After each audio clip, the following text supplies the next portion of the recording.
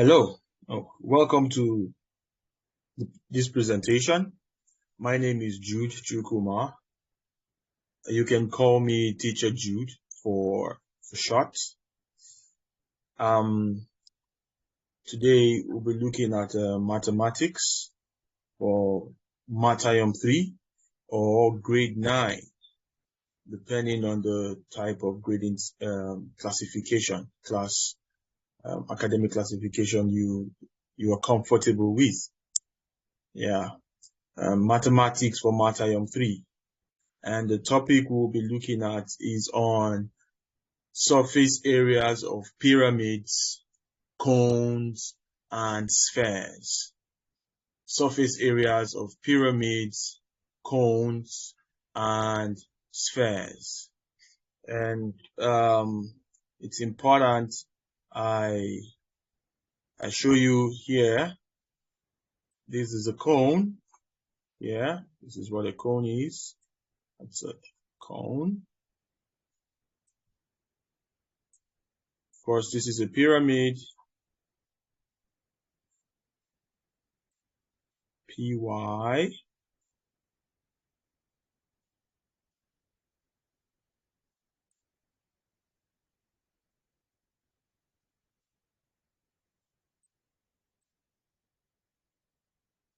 And this is a sphere,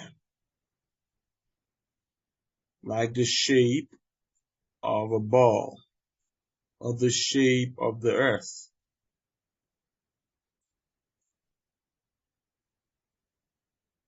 Right.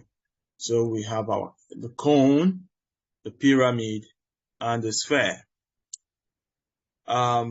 Before we go deep more into the topic, I would like us to look at certain important words that we'll be using throughout the course of the topic, what you may call vocabulary words or keywords. Okay, we need to familiarize or get used to these words because they are very important words in talking about this topic: pyramids, cones, and spheres. And what are those keywords? Number one, or the first on the list, is called vertex. Vertex. Let me take off the annotations here quickly. Yeah, what we call the vertex. The vertex. And what is a vertex? What is a vertex? The vertex is the highest point. Is the point where every line on the pyramid meets the meeting point. The meeting point, for every line on the pyramid. So all the lines from this way, as you can see, from this side, they all meet at the top. So that tipping point there is called the vertex. You can also see that with the cone. So the top part of the cone is called the vertex. Okay? And next is another word there is called a lateral face. Lateral face. And what is the lateral face? The lateral face is the flat face of the pyramid, like you can see.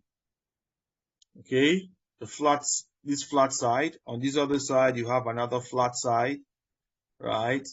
And also on the other side, you have a flat side. So all the flat surfaces are called the lateral face or lateral faces, right? If it's plural, if it's more than one. And next we have slant height. Slant height. And what is the slant height? That is the height of the pyramid coming down.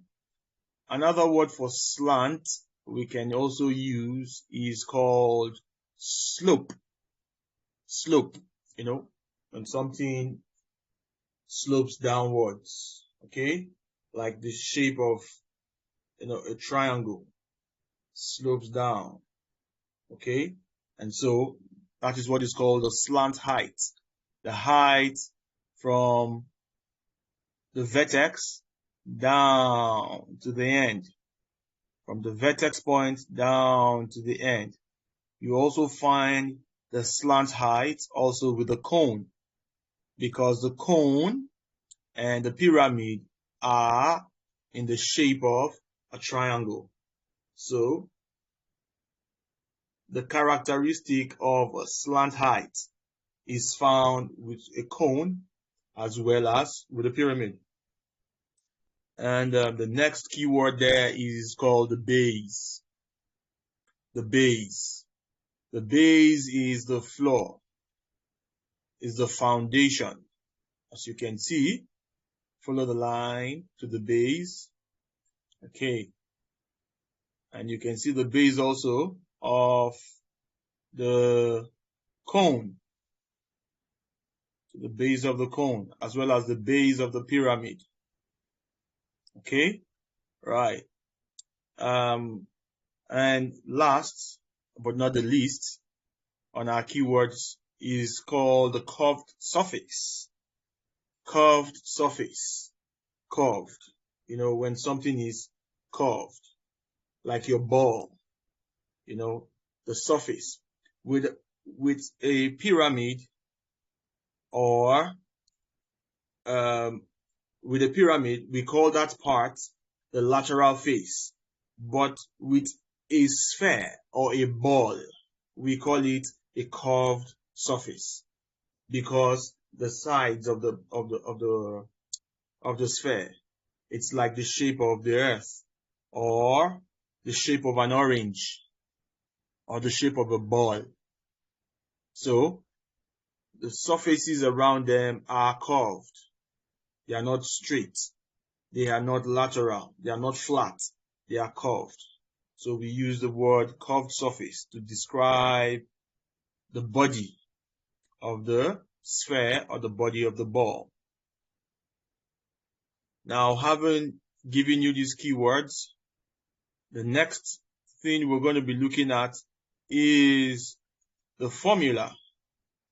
The formula or the formulas we will be using to calculate or find, okay, to find the surface area of a pyramid, okay, the formulas to find the surface area of a cone, and also the formula to find the surface area of a sphere. All right, and as you can see on your screen, the formula for finding the surface area of a pyramid is equal to the area of the base. That means the area of the base